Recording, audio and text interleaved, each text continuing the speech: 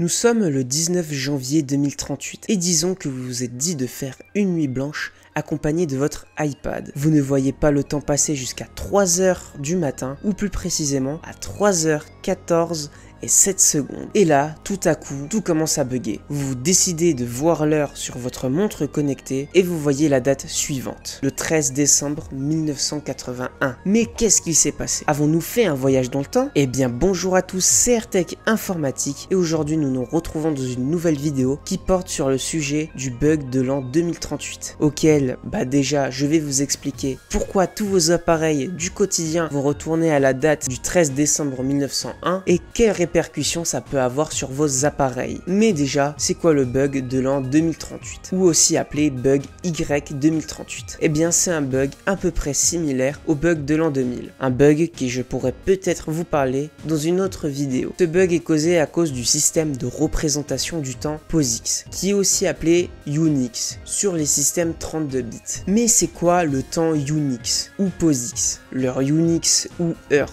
POSIX, ou aussi appelé timestamp pour les programmeurs, est une manière de mesurer le temps. Le temps est mesuré en secondes et a été écoulé la première fois le 1er janvier 1987 à minuit pile, date universelle. Depuis ce jour-là, il n'y a eu aucune réinitialisation. D'ailleurs, chose qui peut être intéressant à noter, mais la date du 1er janvier 1970 est aussi appelée l'époque Unix. Donc maintenant que vous saviez à peu près ce que c'est l'heure Unix ou heure POSIX, je peux enfin vous expliquer la problématique. Vous aurez bien compris que cela concerne les systèmes 32 bits. Mais alors, d'où vient ce bug et pourquoi ce bug tombe le 19 janvier 2038 ? Eh bien vous inquiétez pas, je vais vous expliquer cela. Le problème, c'est que la plupart des systèmes d'exploitation vont représenter ce nombre comme un nombre entier signé 32 bits, ce qui va donc causer la limite de nombre de secondes écoulées. Et ce nombre sera atteint le 19 janvier 2038, d'où le bug de l'an 2038.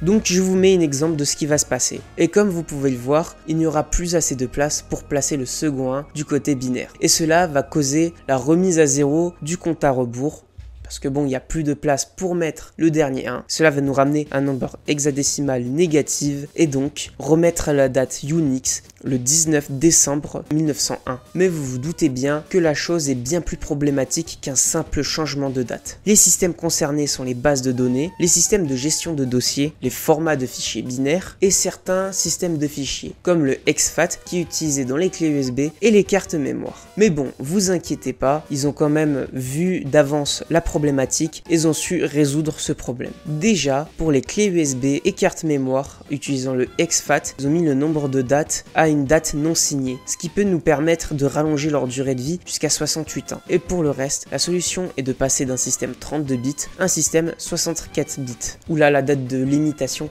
va être bien plus loin, soit dans 2092 milliards d'années. Mais bon, à mon avis, dans 2000 milliards d'années, il n'y aurait plus rien. Mais bon, à mon avis, la plupart des machines, comme le PC que vous avez à la maison, peut ne pas être concerné. Parce que la plupart des machines sont maintenant vendues avec des processeurs 64 bits, équipés de systèmes d'exploitation 64 bits. Bon, en tout cas, j'espère que cette vidéo vous a plu et vous a appris des choses. En tout cas, au passage, je souhaite vous remercier pour les 1000 abonnés. C'est vraiment énorme de venir à ce niveau-là. En tout cas, voilà, c'était AirTech Informatique. Salut!